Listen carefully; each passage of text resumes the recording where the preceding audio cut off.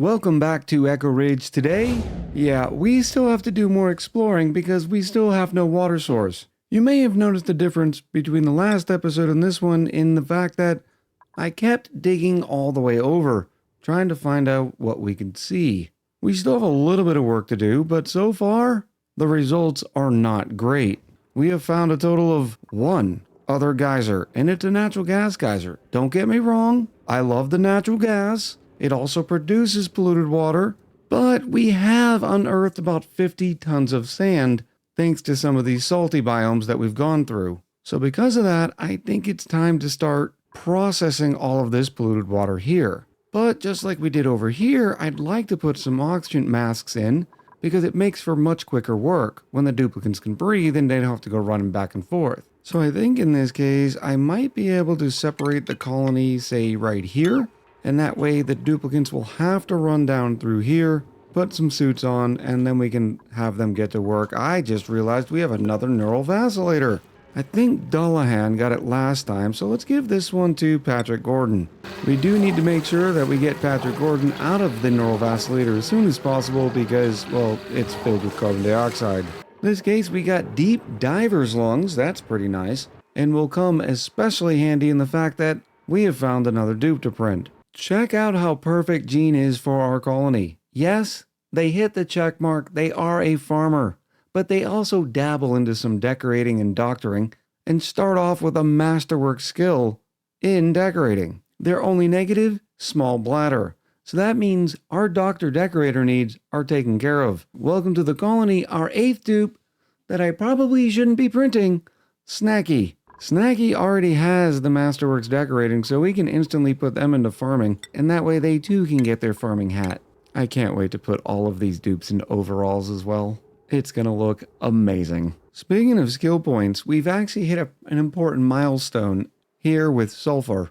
Remember, they were our researcher, but now they have enough skill points to where they can be our mechatronics engineer, which is all good except for one fact.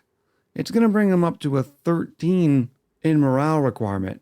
And while I think we're okay right now, it could pose a problem in the future.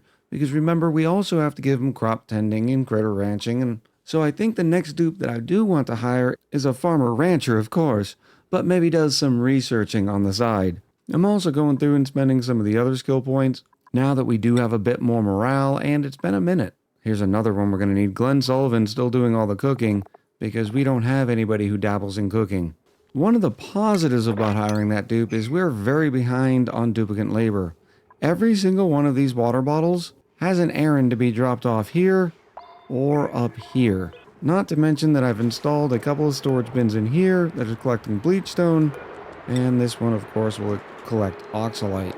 But now that we have a mechatronics engineer, we can start putting in some rails and auto sweepers to automate the collection of these critters. Now, for now, we're going to keep it on omelets because, well, I think, I'm not 100% sure, and I have to go back and listen. I promised everybody we weren't going to be using an evolution chamber. But now that I've said that, I'm kind of in the mood for barbecue. But for now, we're going to stay on omelets because the whole collecting eggs on a farm just sort of rings true. I just realized we had another natural gas geyser over here. So far, this is one. This one makes 2 natural gas geysers. And this geode here might as well be a natural gas geyser because it has an incredible amount of natural gas. In fact, if we were to compare that one geode with this actual geyser, if this geyser were to erupt 100% of the time at 247 grams per second, it would take it 73 cycles to produce more natural gas than what this geode has. But I really need to stop getting sidetracked because oxygen is getting more and more precious. I'm also going to use this system here to grab the oxygen because it's closer to the electrolyzer. So we're going to go down all the way over here and fill up these suits here. We also need to create, let's say, 5 more masks. Why can't you make masks out of lead? I'm sure there's nothing against it in the regulations here at Echo Ridge Gaming. And dupe safety is our #1 priority.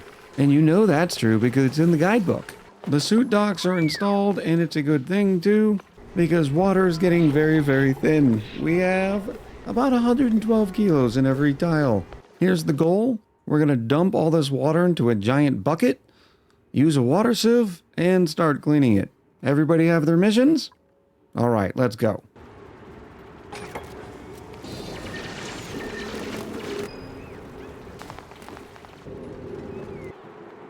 All right, we've managed to do a little bit of damage to this massive area here, and we have a little bit of good news. We have found not one, but 2 cool steam vents. Looks like that whole source of water thing has been solved. I don't love the fact that it comes out at 110 degrees, but, you know, beggars can't be choosy. This one, I think we're okay. We are going to have enough water that's going to be sitting on the side here. This is the one I'm worried about. Plus, there's still more slime biome.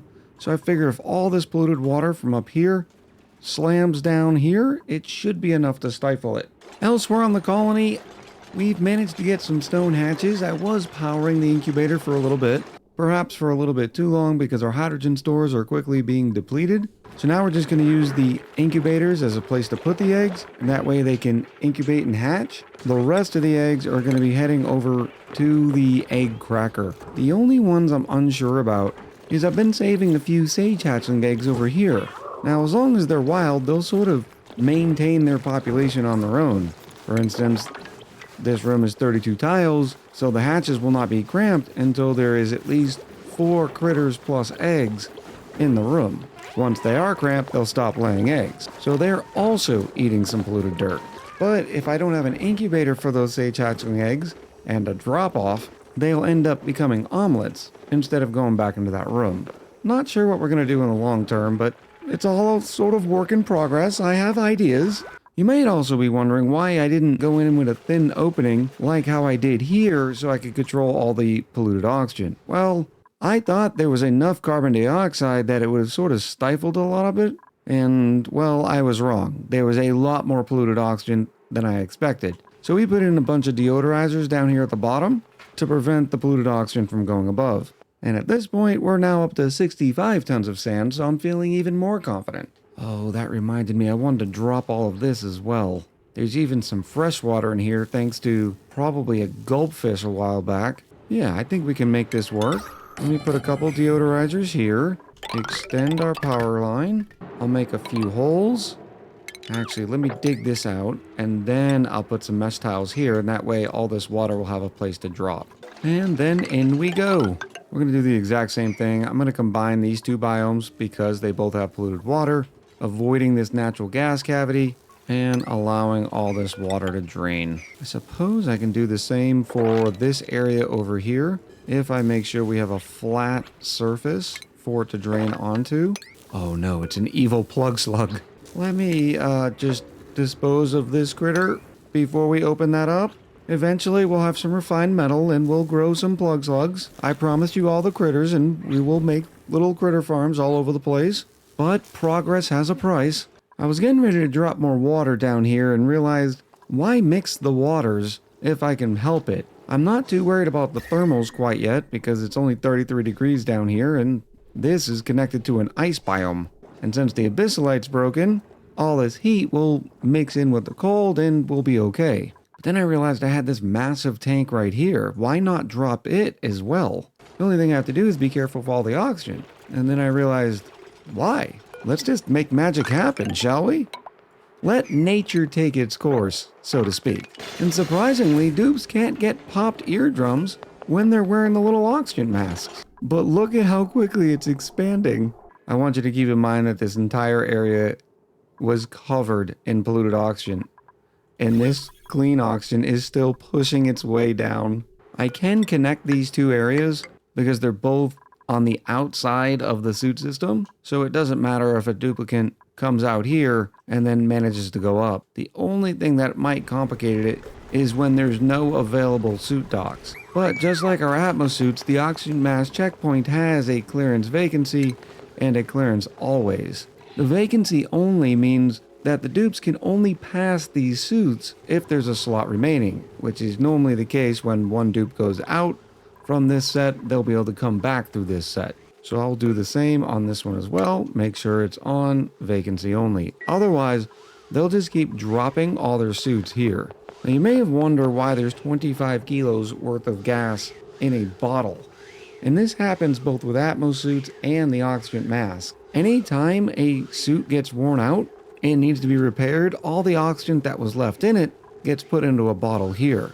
You don't have to worry much about it, just put down a canister emptier and then set it to oxygen.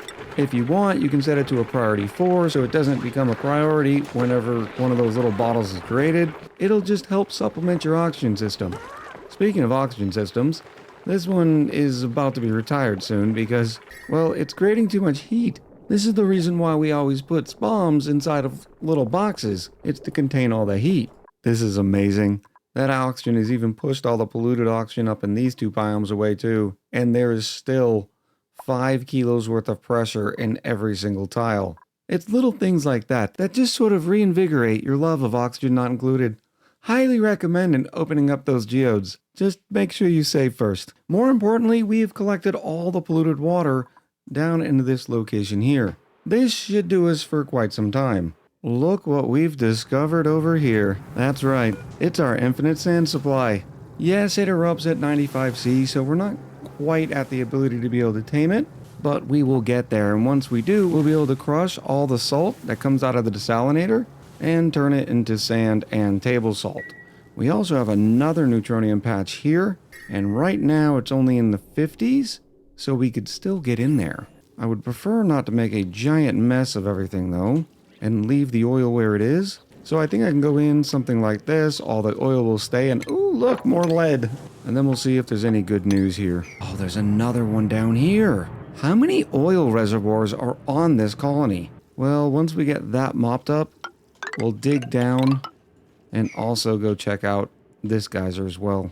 I was getting really tired of moving sage hatchling eggs around. Remember, all the stone hatches and standard hatches, and a smooth hatch if we'd ever get them, were all going to the egg cracker. Not the sage hatchlings though, because I wanted to make sure we had a system to keep sage hatchlings in the bathroom or wherever else we're going to be creating polluted dirt. So what we're going to do is have one incubator set on sage hatchling and then just put critter drop-offs anywhere we want them. So, for instance, right here.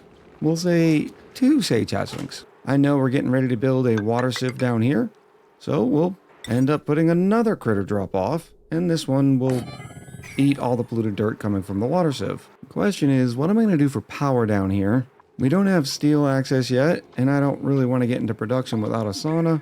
We do have 26 tons of coal and a new hatch ranch, so I think some coal generators is just what the doctor ordered. In fact, I'll move them over just a little bit so we have enough room for a battery. Then we'll need to put in our storage bin to hold all the coal, and then finally we'll have a smart battery, which you might say is eventually going to overheat because it's sitting in an area that's going to eventually get too hot because of the coal generators, but it's not too bad when an overheat temperature is 75 degrees. Just realized we don't have the research done on conductive wire, and with all that lead that we have, that's a shame. So let's knock out that research right now. We're also going to end up putting an auto sweeper right here, so the dupes don't have to load the coal into the coal generators.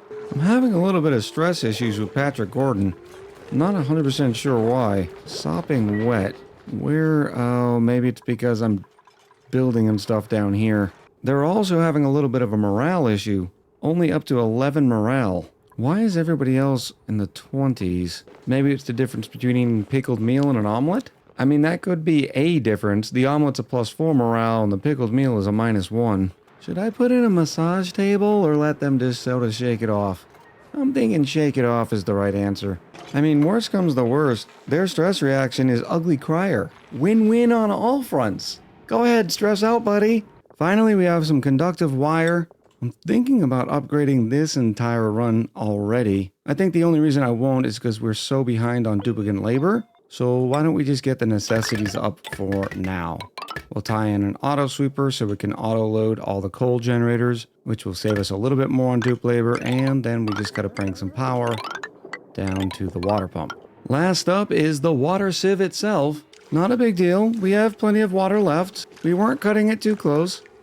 We ran out of mud again, but I'm sure there's some somewhere on the map. I figured I'd queue it up at a priority of 5. When the dupes get to it, they get to it. I'm about to go into ×10 speed and then just walk away from the computer for a little bit, so maybe when I get back, everything will be upgraded. If not, well, the dupes and I are going to have a serious conversation. Research is churning along, and here's our water sieve. I think I'll end up putting it here, hook it up with power, but by leaving this amount of space, I'll be able to put a storage bin in here so we can load it up with sand, and yet another auto sweeper, so the dupes don't have to deliver the sand either. I think I'm gonna have to make a couple modifications if I want to keep this with the sage hatchlings being dropped off. So I'll put the storage bin over here, and that way I can make this its own room. By making this its own room, we won't have the problem where the critter drop-off thinks there's 39 critters sitting in the room, because it's counting basically every critter on the map. Well, it looks like our hydrogen supply is sort of been used up. Yeah, you think? So we're once again out of power. This is not a big deal. We're just going to tie everything into the same line right here. We have a little bit of load headroom. We're at 1815 out of 2000. Oh, Patrick Gordon, it's not that bad. We're just going to use some lead right here and tie it in there.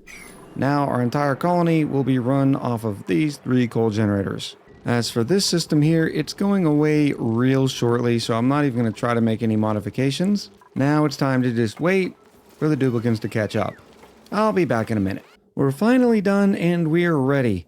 Now the question is, what are we going to do with this pipe coming out of the water sieve? I know we're going to need water here for the purposes of research, but I'm thinking we can just fill it with whatever mud we have left or we find around the map, and that's the water we'll use. So I think this line is going to go directly to a spam. Now, in deciding what kind of spam I wanted for this colony, I think I've decided on little half spams.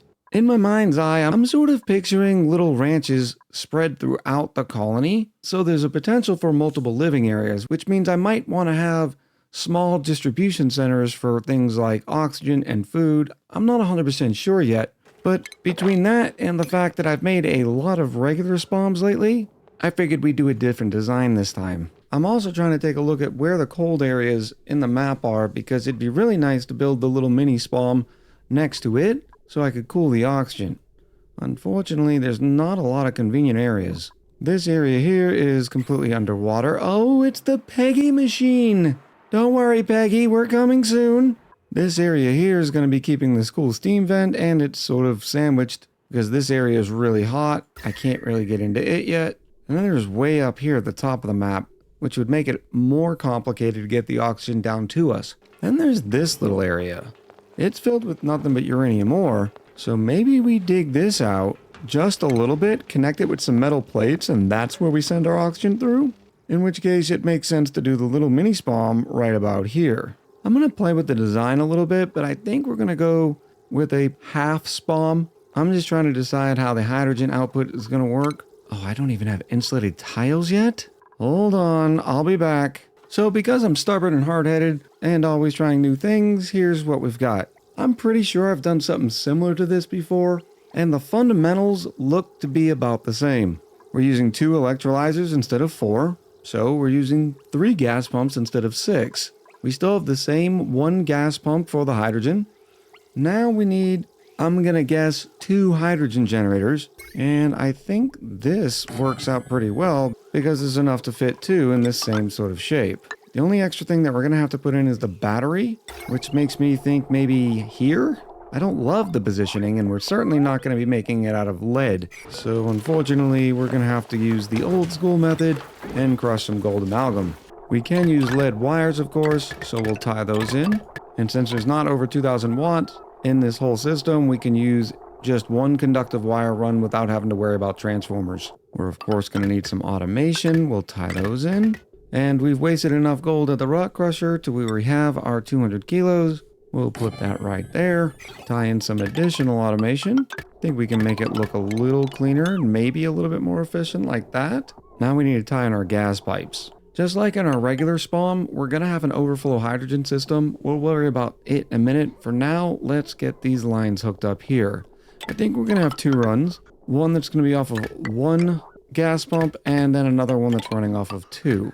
Remember, you can't use all 3.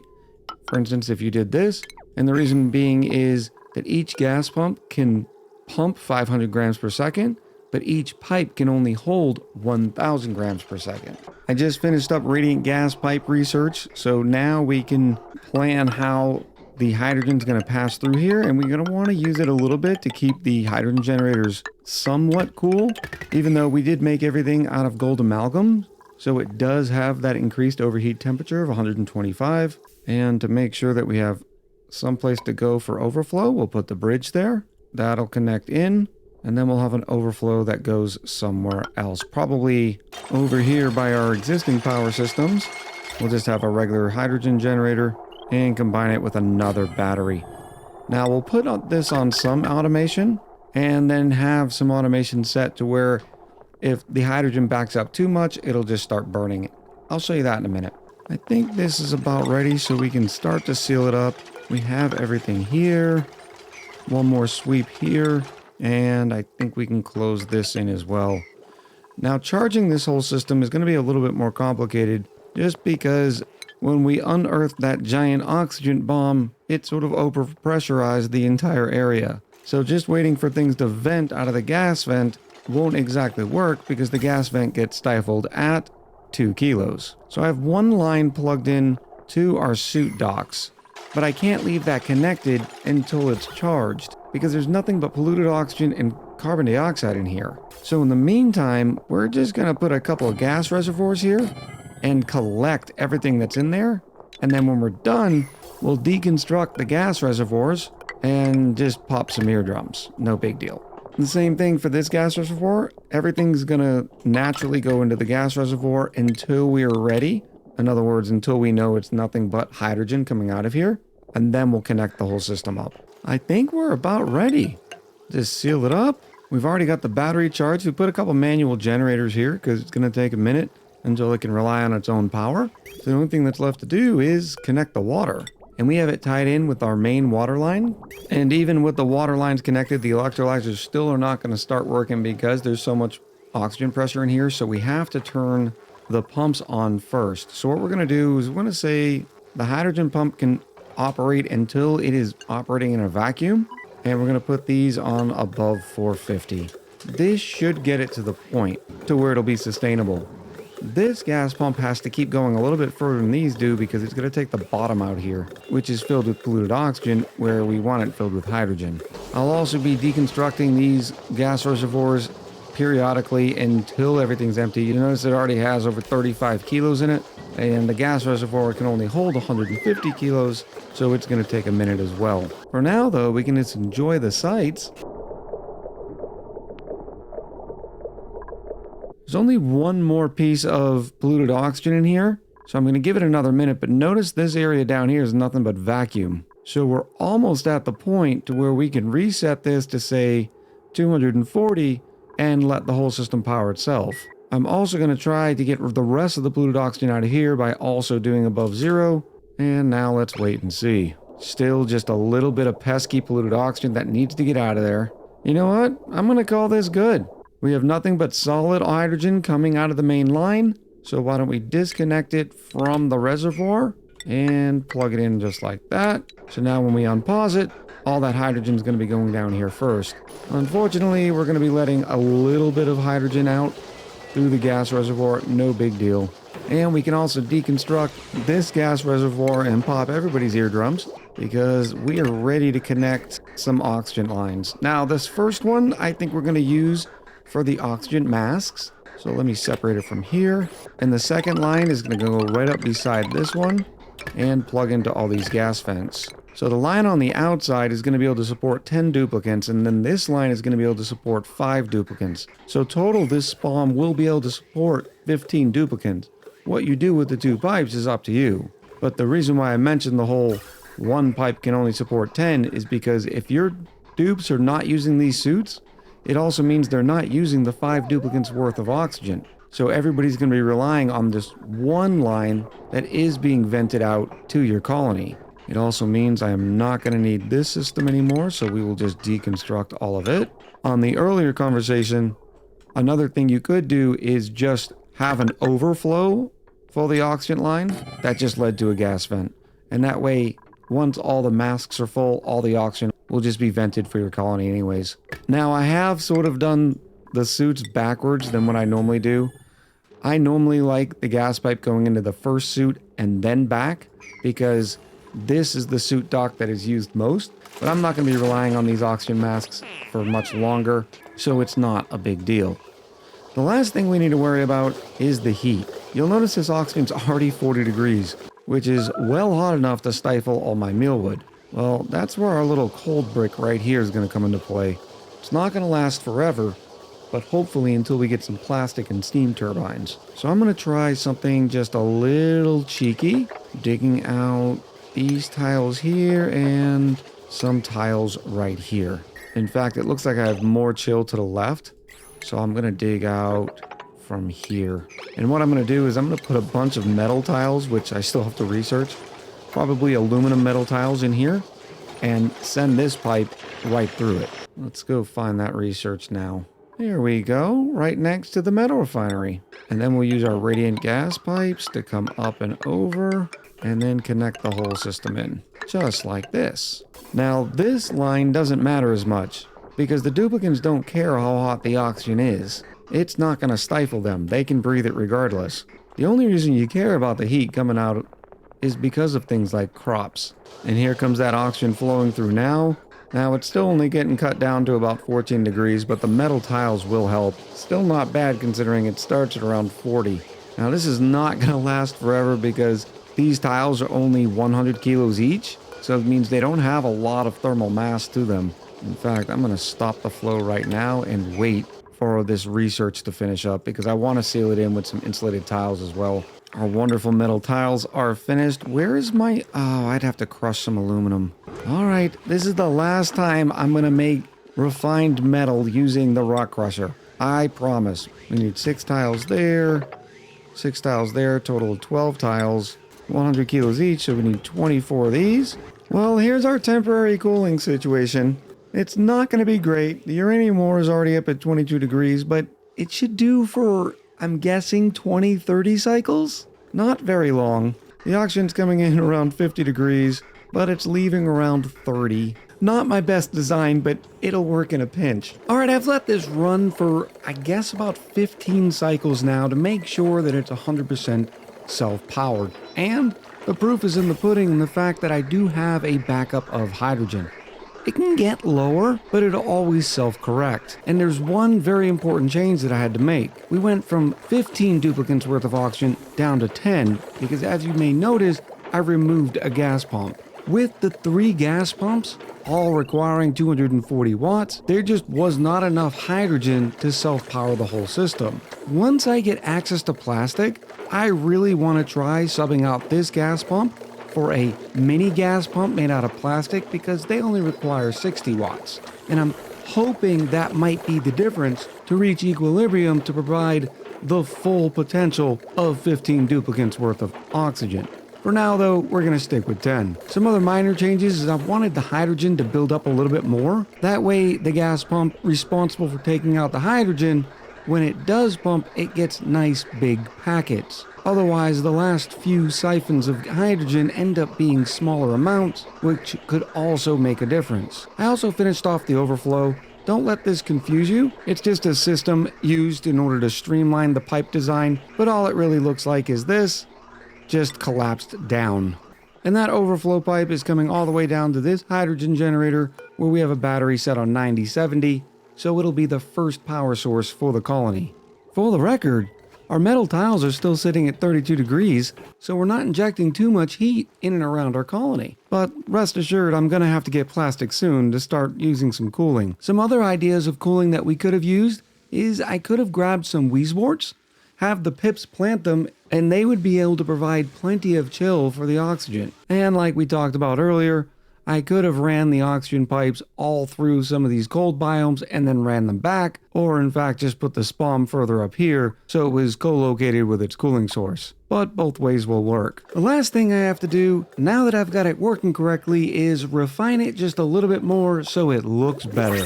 And that's mostly going to revolve around this battery, whereas I can make this whole thing smaller if I just put the battery in here since we've got rid of one of the gas pumps. Alright, I think that looks a lot better. By moving the battery over, we've made the overall footprint smaller and it looks a little bit more pro. But as you've heard me talk about a few times this episode, I am in desperate need of some plastic and its cooling potential with the steam turbine. So next episode is going to be all about ranching the Drecos and getting metal refining online because I'm going to have to start making some steel. I hope you enjoyed this episode and the progress that we're making in this series. I look forward to hearing from you in the comments below. So until next time, much love, happy gaming, and I'll talk to you soon.